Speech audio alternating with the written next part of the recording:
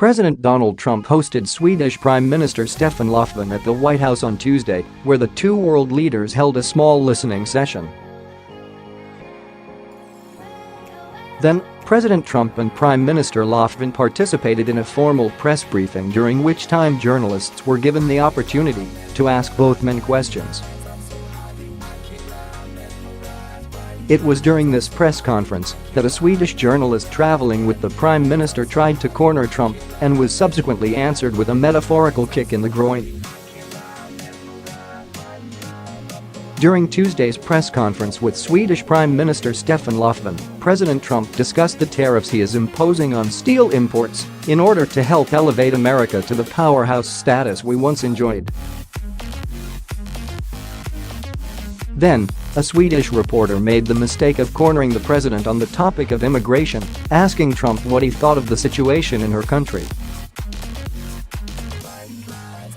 "I know that you've followed the development in Sweden closely, especially when it comes to immigration politics," said the journalist. "Now that you've spent some time with our Prime Minister, how do you view Sweden in general, and what is your take on our immigration politics?" she asked.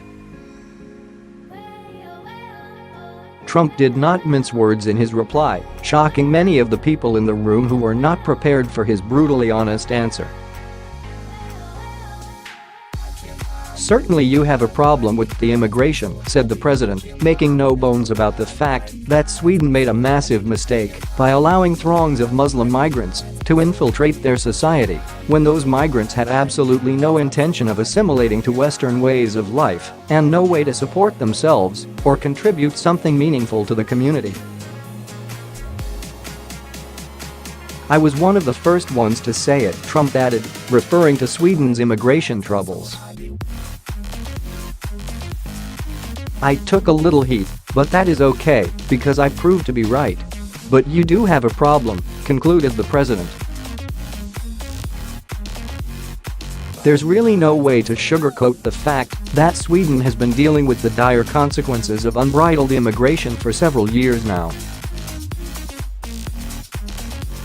Indeed, on a daily basis, we are faced with reports out of the country detailing horrifically violent crimes against women and children perpetrated by illegal Muslim immigrants who began flooding across Sweden's porous border during the refugee crisis." President Donald Trump and his conservative base in America watched as Sweden ignorantly welcomed millions of migrants with open arms, migrants the country was not equipped to accommodate. "We warned that this would end badly for one of Europe's greatest nations, and sadly, we ended up being absolutely right. Now Sweden is in a position where they must act swiftly and decisively if they want to reclaim their country for its native citizens. Otherwise, there'll be an Islamic regime like Afghanistan or Syria in no time.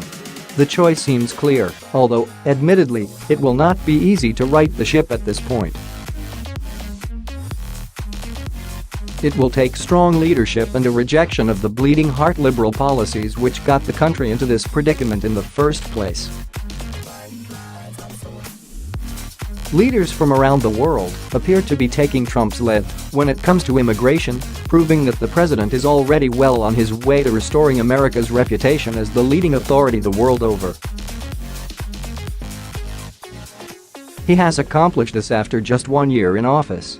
"We are not the only ones who should be tremendously grateful that this man left a billionaire's lifestyle in order to serve his country. Citizens from around the globe should be thanking their lucky stars as well."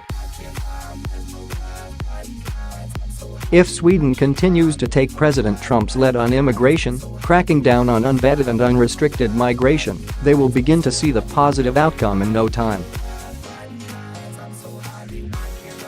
It is high time we all adopted Trump's nationalist outlook that native citizens should be given preference over those who invade a country illegally.